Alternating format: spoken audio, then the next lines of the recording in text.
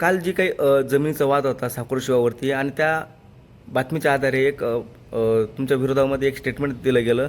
नेमकं ती परिस्थिती काय होती आणि नेमकं त्या ठिकाणी काय घडलं होती? नेमकं जागा कुणाची आहे आणि ती वाटणी कशी झाली आहे? जय महाराष्ट्र. मी बाळासाहेब पवार. मी शिवसेनेमध्ये पदाधिकारी म्हणून काम करतो.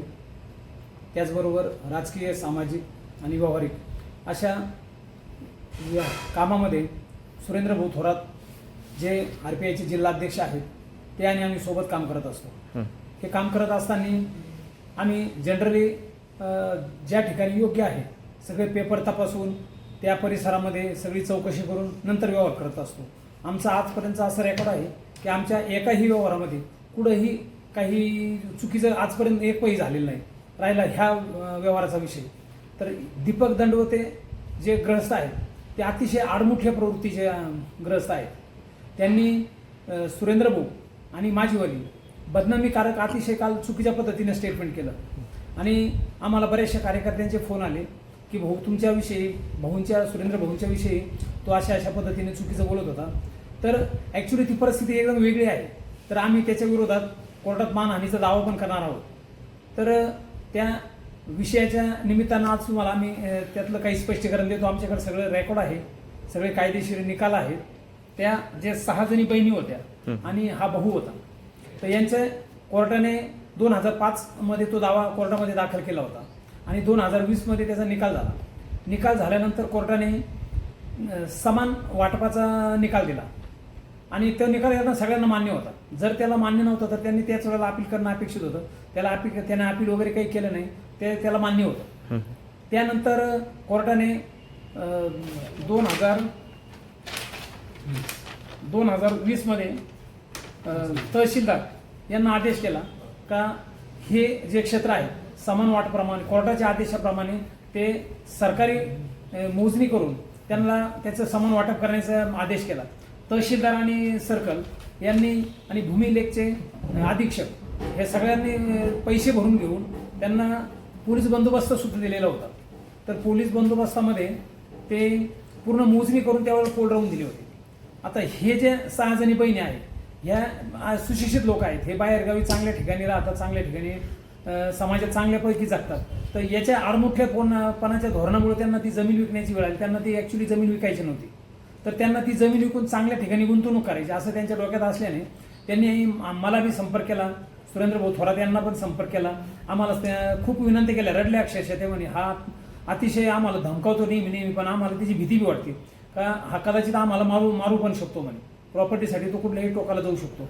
तर आम्हाला कायदेशीर सगळं आमच्या बापाचं आम्हाला मिळालेलं आहे. तर आम्हाला ते विकून योग्य ठिकाणी गुंतवणूक करायची असल्याने तुम्ही ही प्रॉपर्टी घ्या. मग त्यांनी आम्हाला त्यावेळेला आमच्याकडे सगळे पेपर दिले. आम्ही आमचे जे वकील आहेत वकिलांना ते सगळे पेपर दाखवले. वकिलांनी पेपर सगळे बघितल्यानंतर 100% त्याच्यामध्ये कुठेही काही अडचण नाही असं वकिलांनी आम्हाला स्पष्ट सांगितलं. त्यानंतर आम्ही स्थानिक चौकशी केली ती प्रॉपर्टी घेण्यासाठी. तर त्या स्थानिकांनी सांगितलं का यांनी त्या बहिणींनी याला वेळोवेळी कॉम्प्रोमाइज करण्यासाठी विनंती केली का आपण आपसात काहीतरी मार्ग काढू. तर तिची ती बिलकुल मानसिकता नव्हती. यांना 2005 पासून खूप हॅरेसमेंट केली. त्यांची जी आई होती सावत्राई तर त्या आईची खूप हॅरेसमेंट केली, यांची खूप अतिशय टोकाची हॅरेसमेंट केली. त्याच्यामुळे त्यांना त्याच्यामध्ये कुठल्याही प्रकारचा इंटरेस्ट नाही. त्यांना त्याचं नाव आणि त्याचं तोंड बघण्याची पण इच्छा नाही, अशी इतकी टोकाची मानसिकता झालेली आहे.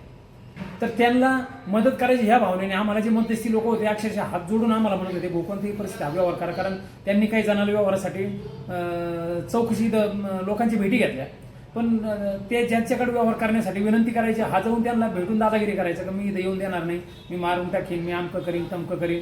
म्हणजे हा सारखी बेकायदेशीर भाषा वापरायचं. मग नाविलाजानं ते आमच्याकडे आल्यानंतर आम्ही त्याला निरोप पण दिला. म्हणलं तुला जर तुम्हाला जर व्यवहार करायचा करून टाका. आम्ही जर व्यवहार केला तरी हे कोर्टाचे जे आदेश आहेत तहसीलदार साहेबांनी जे मोजणी करून जे हद्दी खुणा 2020 साली ज्या करून दिलेल्या आहेत तर त्याप्रमाणे जे रितसर आहे त्याप्रमाणे आम्ही ते ताब्यात त्यांच्या जे ताब्यात असलेलं ते आमच्या ताब्यात घेऊ. तर त्यांच्या जे ताब्यात असलेलं ते आम्ही ताब्यात घेतलेलं आहे. त्यानंतर ते सगळं काम चालू असताना तिथे ॲक्च्युली आमचे जे काही कामगार होते तिथे काम करत होते. तर त्यांना जे बांधाचे पोल जे खुणा होत्या त्याचे काही जे पोल उपटून टाकले होते. तर ते पोल रवण्यासाठी जे आमचे काही लेबर आणि त्यांच्या काही महिला होते तिथं काम करणाऱ्या तर त्याने आरोप केला का ते चुकीचे गुंड प्रवृत्तीचे लोक बाहेरून आणले वगैरे असा कुठलाही काही प्रकार नाही. त्यानंतर त्याने 112 नंबरला फोन करून सांगितलं का मी आत्मदहन वगैरे करणार आहे यावं तेव्हा. तर ते झाल्यानंतर डिपार्टमेंटचा फोन आला आम्हाला बी आणि आम्हाला सांगितलं की तुम्ही पोलीस स्टेशनला या. स्वतः राहता पोलीस स्टेशनचे जे अधिकारी आहेत त्यांनी प्रत्यक्ष येऊन त्या जागेची पाहणी केली.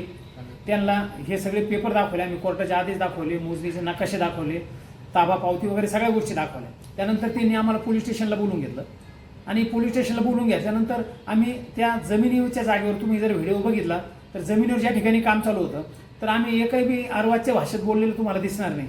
आम्ही काय कोणाच्या अंगावर धावून गेलो असं कुठलाही काही प्रकार दिसणार नाही. हाच आमच्या अंगावर धावून येत होता, हाच एकदम अतिशय खालच्या पातळीत बोलत होता.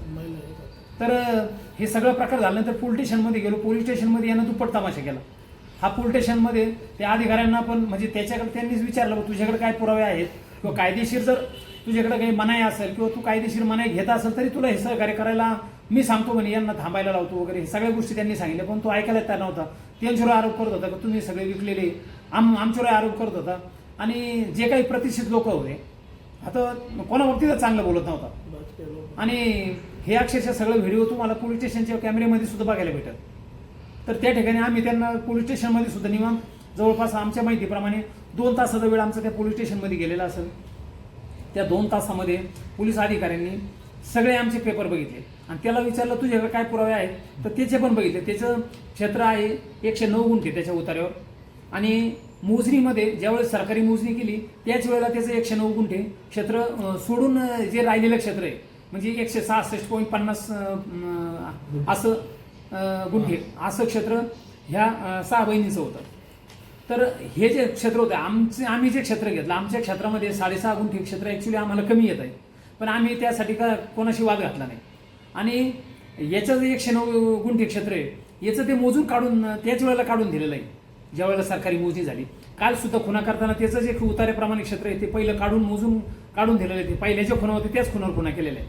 म्हणजे तू कधी पण मोजू शकतो. त्याचं त्यांना असं जरी 4 माणसं घेऊन जाऊन मोजलं तरी कमी 1 इंच भरण्याचं कारण नाही, उलट थोडंसं जास्त भरलं. नाही तुम्ही आता म्हणताय की त्यांचं जे क्षेत्र आहे ते त्यांना मोजून दिलेलं आहे आणि ज्या क्षेत्रामध्ये तुम्ही खांब रोवला आहेत मग ते क्षेत्र कोणाचं आहे? ते क्षेत्र ह्याच्यात 6 बहिणी आहेत. सुरेखाताई, गंगाताई, कल्पनाताई, सुलोचनाताई आणि मंदाताई, पृथ्वीताई. आता हे सगळे यांच्या सावत्र बहिणी आहेत. यांचं क्षेत्र आहे. त्यांचा आणि या क्षेत्राशी काही संबंध नव्हता. त्यांचा आणि हे क्षेत्राचं कोर्टाने वाटप करून दिलेले तर स्वतंत्र विषय आहे. पण त्यांनी तर असा आरोप केलाय की अजून अद्यापही आज वाटप झालेलं नाही. ते तो मुद्दाम आडमुठेपणाची भूमिका घेतो. जर तुम्ही म्हणता वाटप झालेलं नाही, काल जे पोलीस अधिकारी होते त्यांनी 1 मिनिटात आमचं काम बंद केलं असतं तिथं आम्हाला व्यवहार कसं काय नाही. मग त्यांनी पोलिसांवरती देखील आरोप केला नाही की पोलीस मॅनेज झाले आहेत, त्यांनी पैसे खाल्ले असेल ते मॅनेज झाले आणि RPI जिल्हा अध्यक्ष सुरेंद्र भाऊ थोरात असेल ते त्या ठिकाणी आले म्हणून पोलिसांनी आम्हाला आरवाची भाषा केली, आम्हाला दमबाजी केली. माझ्याकडे मोबाईलमध्ये मोजणीचा नकाशा आहे. सरकारी मोजणी झाली त्यानंतर वाटप जे झालेलं आहे त्याचे निकाल आहे. कोर्टाचा जो हद्दीचा खुना वगैरे निश्चित झालेले हे सगळे निकाल आहेत. मी तुम्ही जर म्हणले तर मी या सगळ्या गोष्टी डिटेलमध्ये दाखवू शकतो. फक्त व्हिडिओ तो मोठा होईल आणि ते आपल्यासाठी थोडंसं ते मॅनेज करणं अवघड होईल म्हणून मी तुम्हाला प्रमुख मुद्दे बोलतो. ज्या वेळेला दाखवायचे तो ते म्हणाल ना त्या ठिकाणी आम्ही सगळे पुरावे घेऊन यायला तयार आहोत. हां म्हणजे ज्यांनी काल जो काय आरोप केला तुमच्यावरती काय ते बाकी जे आहेत त्यांच्यावरती आरोप केला, सुरेंद्र भाऊ थोरात असेल यांच्यावरती आरोप केला आहेत, हे कसं वाटतं या सगळ्या गोष्टीकडे बघताना कसं वाटतं मला? म्हणजे चुकीचं आहे की खरं आहे सगळ्या गोष्टी? नाही आम्हाला अतिशय द्वेष वाटला त्या गोष्टी. अतिशय दुःख झालं आम्हाला. रात्री आहे ना आमच्या आयुष्यात आम्ही जेवढे व्यवहार केले ना पहिला व्यवहार आहे का आमच्यावर अशा पद्धतीने आरोप केला. आम्ही त्याच्यावर मानहानीचा दावा पण दाखल करणार आहे. तो माणूसच अतिशय आडमुठेपणाचा माणूस आहे. कारण तो ज्या आम्हाला आता समजलं की त्या महिलांशी कसा वागला असेल, त्या महिला ज्यावेळी रडत होत्या ना आम्हाला तिची जाणीव झाली की हा माणूस कोणत्या लायकीचा माणूस आहे. मग त्यांनी आपण आरोप केला की सुरेंद्र भाऊ थोरात जे असेल त्यांनी काही गुंड प्रवृत्तीचे लोक त्या ठिकाणी पाठवले किंवा महिला पाठवल्या असा आरोप त्यांनी केला तुमच्यावरती? नाही आता आरोप करताना तो काही पण तो प्रत्येक त्या महिलांबाबतीत तुम्ही विचारा, गावात चौकशी करा, तो अतिशय खालच्या पातळीचं बोलत राहतो. जर आम्ही गुंड प्रवृत्तीचे लोक आणले असते तर आम्ही काही तिथं चुकीची घटना झालेली लोक तुम्हाला कोणाला बाकीच्यांना दिसली असती. कुठल्याही प्रकारची काही चुकीची घटना नाही तिथं आले त्यांनी सर जे त्या महिलांचे क्षेत्र होतं त्या क्षेत्राचं काम चालू आहे, बाकी काहीच नाही तिथं, वेगळं काहीच नाही. राहिलं तिथं कामगार आहे तर कामगाराला म्हणतो तुम्ही गुंड आहे. मग ते पोलीस स्टेशनपर्यंत देखील गेले होते आणि पोलिसांवर देखील त्यांनी आरोप केले. त्यांनी उलट गावातले आणखी काही इकडे तिकडे काही लोक जमा केले, महिला जमा करून तिथं दहशत करायचा प्रयत्न करत होता तो. आमचा लिगली असल्यामुळे आम्हाला काही भीती नव्हती. मग आज जी काही ती जमीन आहे ती तुमच्या मालकीची किंवा ज्यांचे नाव आहेत त्यांच्या मालकीची आहे, आणि यांचा जो वाटा आहे दंडवत्यांचा, दीपक दंडवते यांचा, तर त्यांचा वाटा बाजूला आहे. त्याने काल पोलीस अधिकाऱ्यासमोर सांगितलं का माझं 109 गुंठे मला सरकारी मोजणी करून माझं 109 गुंठे मला घ्यायचंय. त्याने तो काल पण मान्य केलं. त्या महिलांचा जो 166.50 जे गुंठे जागा आहे त्या महिलांची, त्याने ताईंची त्यांनी ते पण मान्य केलं ते त्यांचे आहे. मग त्याचं म्हणणं काय का सरकारी मोजणी करायची त्याला. पोलीस अधिकाऱ्यांनी सांगितलं काय हरकत नाही, तू सरकारी मोजणी कर, तुझं निघाल त्यावेळेला आम्ही स्वतः भरवून काढून देतो. मग तुम्ही तयार आहात काय जी काही मोजणी होणार त्या गोष्टीला आम्ही समोर? कधी पण तयार आहे. आम्हाला कुठलंही चुकीचं वागायचं नाही, कारण आम्ही सार्वजनिक जीवनात वागत असताना, राजकीय जीवनात वागत असताना लोकांचा जर कोणाचा काही अन्याय होत असेल, वाद होत असेल, तर आम्ही स्वतः जाऊन तिथे वाद मिटवतो. त्याच्यामुळे आमची ती आजही नाही भूमिका आणि उद्या पण नसणार आहे. मग काय आता काय नेमकं आता मागणी काय प्रशासनाकडे किंवा BDO असेल, तहसीलदार असेल, तुमची वैयक्तिक मागणी नेमकं काय आहे सगळ्या गोष्टींवरती काय केलं पाहिजे? नाही आता आम्ही मानहानीचा दावा दाखल करणार आहे, ते तर नक्की त्याच्यात काही बदल नाही, ते तर करणारच आहे आम्ही. राहिली दुसरी गोष्ट, काही लोकांचे जे गैरसमज झाले त्यासाठी आता सुरेंद्र भाऊ थोरात या जिल्ह्यातला अतिशय मोठं नाव आहे. त्यांचं अतिशय मोठं खूप चांगलं काम आहे त्यांचं. त्यांना मी नाव ठेवणारच माणूस नाही पहिल्यांदा हा माणूस चुकीचं बोलताना बघितलं. आता आमचे काही कार्यकर्ते आहेत, सुरेंद्र भाऊंचे पण काही कार्यकर्ते आहेत, त्यांचा खूप मोठा कार्यकर्त्याचा जे मेळा आहे, तर त्यांचे कार्यकर्ते एवढे चिडले होते म्हणे आमच्या नेत्याबाबतीत जर वाईट बोलतो त्याला घरी जाऊन आम्ही त्याला जे जाब विचारू. पण भाऊंनी त्यांना दाबलं म्हणे आपण चुकीचे नाही. त्यावेळेस ज्यावेळेला म्हणजे थोडासा वेळ गेल्यानंतर लोकांना दिसणारच म्हणे. त्यांनी अजून एक आरोप असा केला होता की रात्री बेरात्री तिथं घरी जाऊन काही माणसं येतात आणि ते त्यांचा दार ठोठवतात, धमकी देतात की बाहेरून तू बाहेर आहे, तुला मारून टाकू. त्याचं घरच पहिली गोष्ट आम्हाला कोणालाच माहित नाही, भाऊला माहित नाही, मला माहित नाही. नाही, भाऊंवरती आरोप केले, सुरेंद्र जे थोरात जे आहे त्यांच्यावरती आरोप केले की ते काही गुंडप्रवृत्ती लोक पाठवतात म्हणून, असं ते आरोप आहे त्या व्हिडिओमध्ये. तो मूळ आरोप करायचा म्हणून केला. ऍक्च्युली परिस्थिती अशी आहे की त्याचं घरच आम्हाला कोणालाच माहित नाही. दुसरी गोष्ट अशी आहे का त्याच्या तिथं CCTV आहे जागजागी. CCTV फुटेज बघून तुम्हाला जर कुठं चुकीचं वाटलं तर आमचं म्हणणं आहे तुम्ही आम्हाला सगळ्यात जे कठोर कारवाई असेल ती आमच्यावर करावी, आम्ही जर कुठं चुकीत सापडलो तर.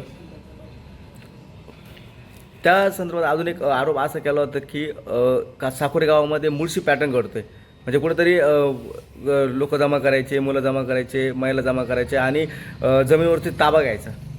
मुळशी पॅटर्न हा पॅटर्नच वेगळा आहे.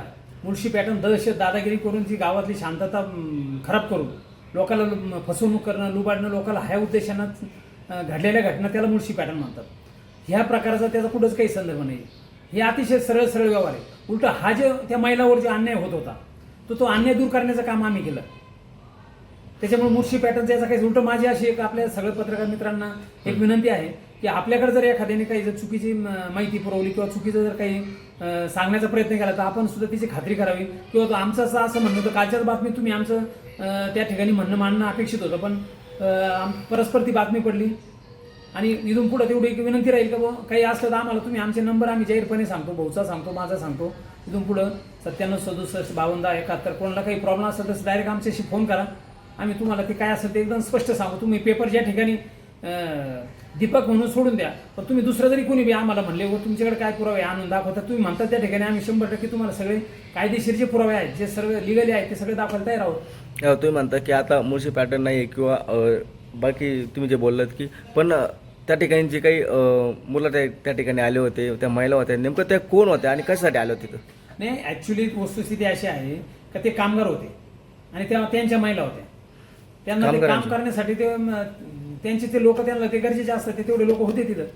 नाही, पण कामगार ज्यावेळेस आणि काही गर्दी बघणारी जी गर्दी होती ना, काय होतं माणसं जमा झाली, काही लोक इकडे तिकडे जमा होते, ते लोक होते त्याच्यात आमचे काही लोक असण्याचं काहीच कारण नाही. पण त्यांनी एक असा एक उल्लेख केला की काही मुलं त्या ठिकाणी होते पण त्यांच्याकडं शस्त्र होते.